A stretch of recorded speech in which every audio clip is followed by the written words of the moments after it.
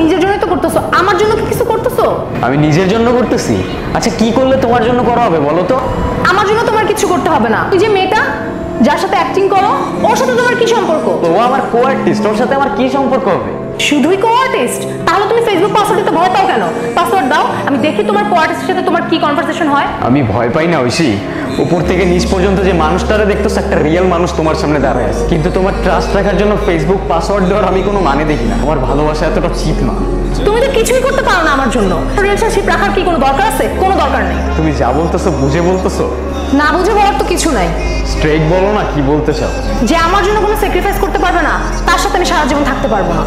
কেন জানি নিজের খুব আনলাকি মনে হইতেছে সবটা দিক থেকে। তোমার মধ্যে যদি আমার জন্য এতটুকু পরিমাণ রেসপেক্ট থাকতো। তোমার আছে রেসপেক্ট আমার জন্য? সবটা কথাই তুমি আমার সাথে তোমার কম্পেয়ার করবা। আজকের পর থেকে আর কখনোই করবো না, এটাই শেষ। এর আগে ঐশী অনেকবার আমার জীবন থেকে চলে গিয়েছিল, ওই এখনকার রিলেশনশিপে যা হয় আর কি, কিন্তু এবারে চলে যাওয়াটা আমার ভেতরে অনেক বড় একটা দাগ রেখেছে। দিনের পর দিন কাটে, যতই একা থাকি মাথার ভেতর বড়সড় একটা মনস্টার দৌড়াদৌড়ি করে। কতবার সুইসাইড অ্যাটেম্প করতে গেছি আমি নিজেও কাউন্ট করে রাখতে পারিনি। সবচেয়ে সারাদিন ঐশী মাথার ভেতরে। আমাদের ভালো মোমেন্টসগুলো অলওয়েজ মাথায় সারাক্ষণ রিপিটে চলতে থাকতো। নিজেকে কোনোভাবে কন্ট্রোল করতে পারতেছিলাম না। হাজার বার মেসেজ লেখার পরেও আনসেন্ড করে দিতাম। এই পেইনগুলো কেন যেন আর সহ্য করতে পারতেছিলাম না। ঐশীকে ভুলে যাওয়ার জন্য যত চেষ্টা করছিলাম, ওর সাথে থাকা মুহূর্তগুলো ততই মাথায় ঘুরছিল।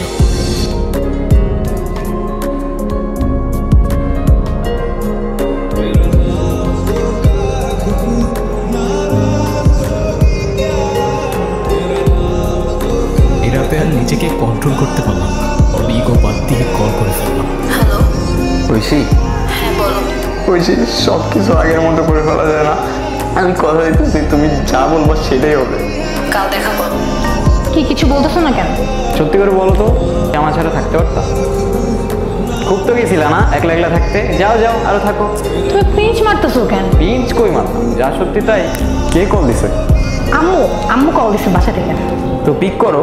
আরে তেমন কিছু না, এমনি এমনি কল দিচ্ছে। আচ্ছা শুনো, তুমি না আজকে যাও, হ্যাঁ আমার ফ্রেন্ডরা চলে আসবে, ওরা তোমাকে দেখলে ঝামেলা আছে। তুমি আজকে যাও, কালকে দেখা হবে। তুমি সাবধানে বাসায় যাও, আর বাসায় গিয়ে আমার জানাই কল দিবা, কল দিবা।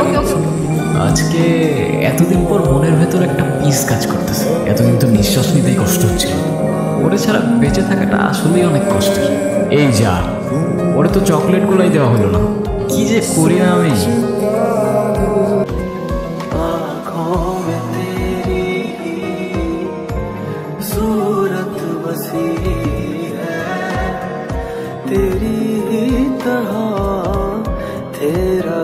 একটা কথাও কি বলবো না আমার সাথে?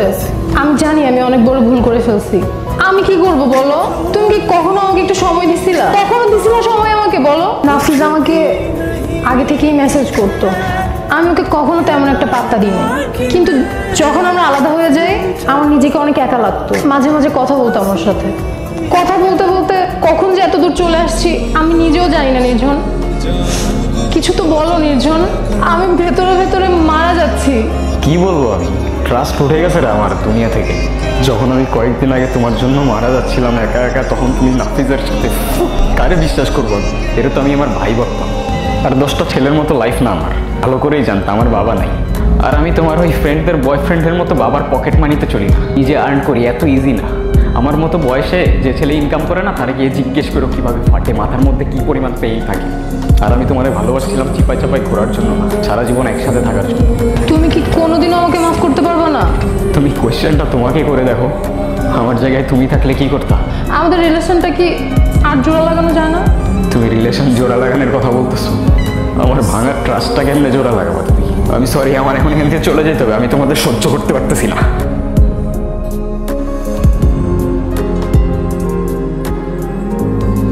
দুনিয়াটা অনেক কমপ্লিকেটেড হয়ে গেছে। আমাদের শহরটার যত ডেভেলপমেন্ট হচ্ছে না, মনুষ্যত্ব ততটাই তলিয়ে যাচ্ছে। আমাদের ভালোবাসা, ইমোশন সবকিছু অনেক চিপ হয়ে গেছে। কিছুদিন সোশ্যাল মিডিয়াতে স্টক করেই যে যাকে ইচ্ছা ভালোবাসি বলে দিচ্ছি। একদিনে ভালোবাসা, 2 দিনের ঝামেলা, 3 দিনে ব্রেকআপ নিয়ে লোনলি কিছু পোস্টার স্টোরিজ, আর 4 দিনের নতুন কেউ। চারদিকে শুধু ফেক মানুষজন নিজেদের রিয়েলনেস দেখাইতে ব্যস্ত। যতদিন তোমরা তোমাদের এই শহরের সস্তা ভালোবাসায় মেতে থাকবা, ততদিন আমি আর ফিরবো না এখানে।